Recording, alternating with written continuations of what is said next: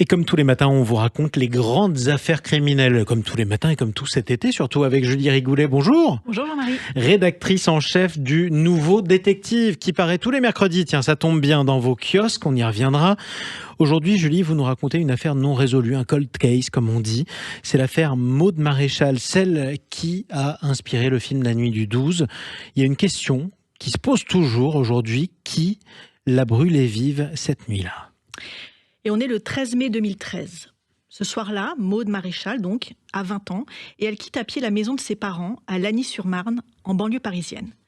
C'est une jolie fille, blonde, fine, sportive. Elle a rendez-vous chez sa copine Marion, qui donne une petite soirée. Et elle a hâte de retrouver ses potes, puisque cela fait 10 jours qu'elle n'a vu personne. Elle était en vacances au Portugal. En 5 minutes, la voici devant le 5 de l'avenue des Iris.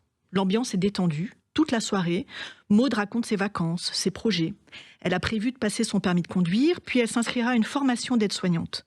Pour l'instant, elle travaille comme serveuse, mais après avoir suivi un stage dans un EHPAD, elle pense avoir trouvé sa voie. Et puis, les premiers convives, en fait, Julie, vont repartir aux alentours de 23h, c'est ça ? Oui, et le frère de Maude, qui est aussi de la fête, lui propose de la raccompagner.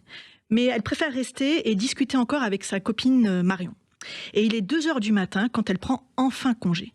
Maude n'a que 5 minutes de marche pour parvenir à son domicile. Elle ne l'atteindra jamais.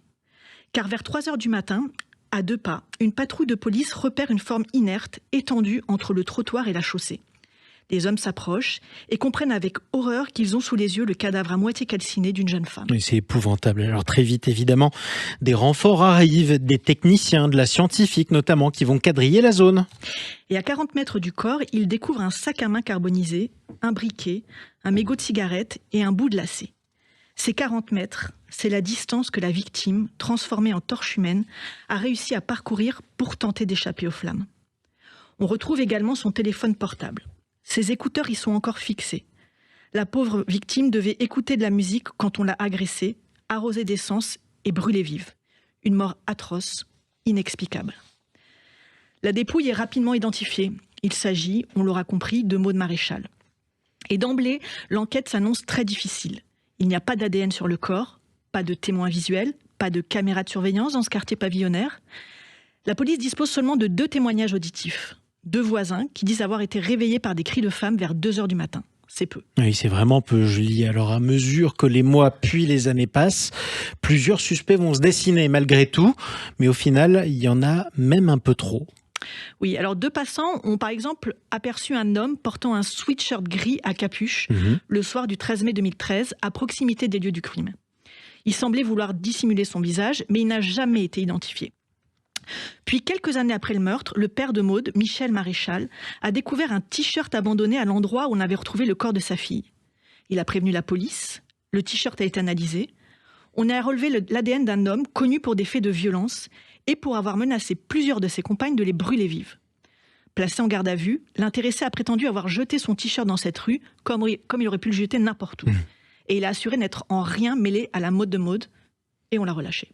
Effectivement. Alors, on va aussi s'intéresser, Julie, à la piste d'une meurtrière.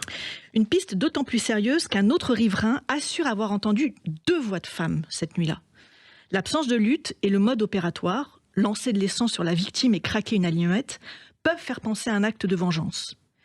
Maude était très belle. Sa personnalité solaire, spontanée, ses tatouages attiraient les regards, même si elle n'avait pas vraiment conscience de l'effet qu'elle produisait sur les hommes. C'était une fille sérieuse, mais qui aimait sortir en boîte, faire la fête, sans penser que certaines fréquentations pouvaient être dangereuses. A-t-elle été victime d'une autre femme, jalouse de ses succès ? Si c'est le cas, on ignore de qui il pourrait s'agir. Alors, il y a un ex aussi, Julie, qui a un temps été dans le viseur des enquêteurs. Maude l'avait rencontré en boîte de nuit, justement, et elle l'appelait, je cite, le gitan. Alors, elle est sortie avec lui quelque temps, puis leur histoire a mal tourné. Oui, parce que le type était agressif et violent. Il la suivait, rôdait autour de chez elle, et quand elle a rompu, il lui a menacé de brûler sa maison et sa famille avec. Appréhendé, l'homme a d'abord prétendu ne pas connaître Maude. Puis il a admis avoir eu une liaison avec elle et aussi l'avoir harcelée. Mais il assure avoir arrêté de l'importuner en 2012. Bizarrement pourtant, sa carte SIM a cessé d'émettre le lendemain de la mort de Maude. Son explication ? En apprenant le crime, il aurait eu peur d'avoir des problèmes à cause de cette relation passée et aurait détruit sa carte électronique.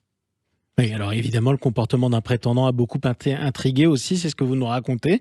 L'enquête dans l'entourage de la jeune femme va révéler que personne ou presque ne savait qu'elle se trouvait chez Marion le soir de sa mort. Et pourtant, vous avez 13 textos, Julie, sur son téléphone portable qui démontrent le contraire. Qui démontre qu'au moins quelqu'un savait. Un vague ami de son frère qui était très amoureux d'elle. Il voulait à tout prix la séduire, mais elle n'était pas intéressée. Ce soir du 13 mai 2013, il l'a vainement bombardée de textos en espérant la voir. L'a-t-il guettée dans la rue ? Il habitait en tout cas à 2 pas. Et puis, il a montré un comportement bizarre après le meurtre. Il s'est fait tatouer le prénom Maude en prétendant avoir couché avec elle. Mais les amis de la disparue en sont formels, aucune chance. Autre fait troublant, ce garçon avait accès à des bidons d'essence stockés chez un particulier. Après la nuit du meurtre, ce dernier aurait constaté qu'il lui en manquait un. Mais malgré 2 gardes à vue, l'homme n'a jamais été mis en examen. Aucune preuve n'a été retenue contre lui. Alors pourtant, Julie, les parents de la jeune fille, eux, n'oublient rien. Hein. Non, et en 2022, ils ont participé à l'émission Appel à témoins sur M6, comme on lance une bouteille à la mer. Mais depuis, rien. Cela fait 11 ans que Michel Maréchal se rend chaque jour au cimetière de Lagny-sur-Marne pour se recueillir sur la tombe de sa fille chérie. Maude avait 20 ans, elle était belle, rayonnante. Elle a été tuée de la façon la plus atroce qui soit.